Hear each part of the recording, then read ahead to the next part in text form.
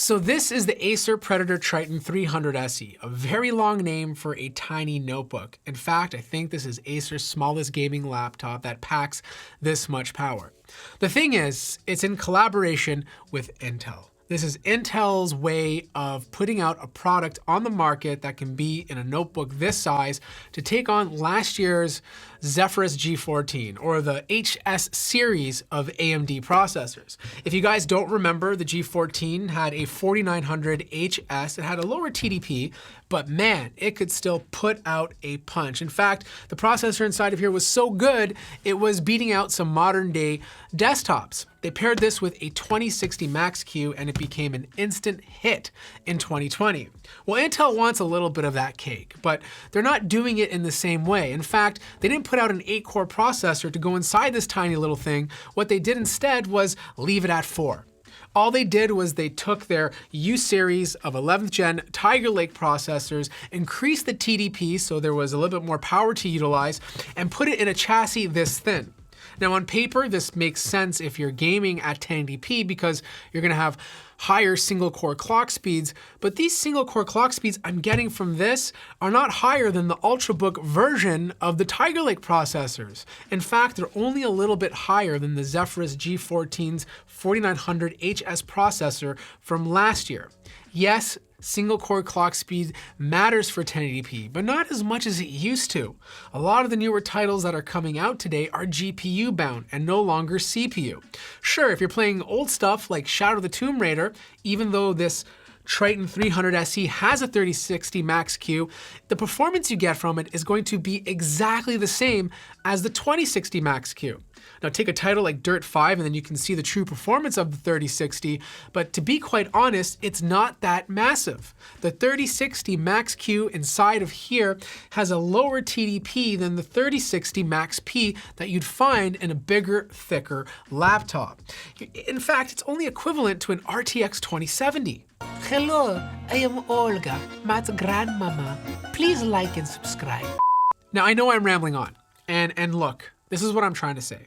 This is a gaming laptop, but most of you who watch my videos don't just game. If you're editing video, you know that 4 cores is not as sufficient as 8. If you're someone who's working in Adobe Premiere and DaVinci Resolve, yes, the GPU is very important, but having more cores for this type of software makes a huge difference. I honestly feel like this laptop would have been better represented with a 4600H with the TDP reduced, or even a 5600H from this year, assuming there's supply that can be put in here. And it's too bad because this is a beautiful laptop. I think Acer did a fantastic job. In fact, I think this is their nicest looking gaming laptop, you know? It has this nice metal lid.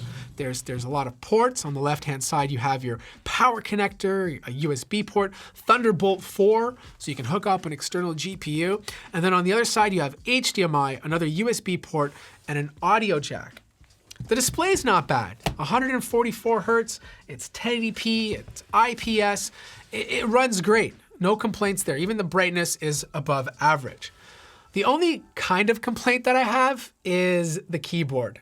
Like, typing on it feels great, gaming on it feels great, and this complaint can be fixed with a software update. But right now, when you are adjusting the brightness to go down is making the brightness go up, and the brightness up key is making the brightness go down. So Acer has to fix that problem by updating the BIOS. Touchpad is a little bit tiny, but I actually find it to be a lot more accurate and easier to use than the touchpad on the Zephyrus G14. And there is a nifty fingerprint scanner to log you in.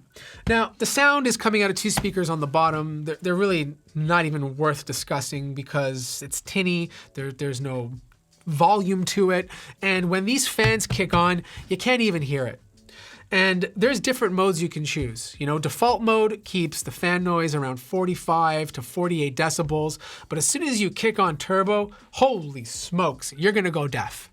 Because the fan noise just goes over 60 decibels, which is very, very loud. I think most people using this will only use turbo in the most important situations. As for heat, I don't have too many complaints. Yes, it can get up to 90 degrees, but it does a good job of keeping it 90 and below. And with that, the clock speeds stay nice and high. Internally, you have 3 heat pipes, 2 fans to keep the system cool. You have a swappable NVMe drive that gets good read and write speeds, swappable Wi-Fi 6 card. You have 1 slot for your RAM. There's 8 gigabytes soldered onto the motherboard, and this is an 8 gigabyte DIMM, which can be upgraded to a total of 24 gigabytes. The battery is 58 watt hours, and I got pretty good battery life with it. 7 hours and 30 minutes just doing simple productivity. So here's the thing. I truly feel like this is Acer's best designed laptop. I love the look, I love the feel, I love the battery life. There's a lot of great things going for it.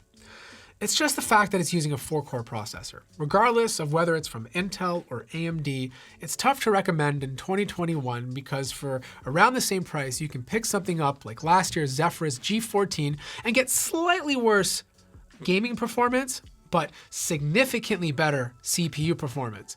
And if you're someone who's gaming and working, and you know the application that you use can really benefit from multi-core use cases, then the G14 is gonna make a lot more sense.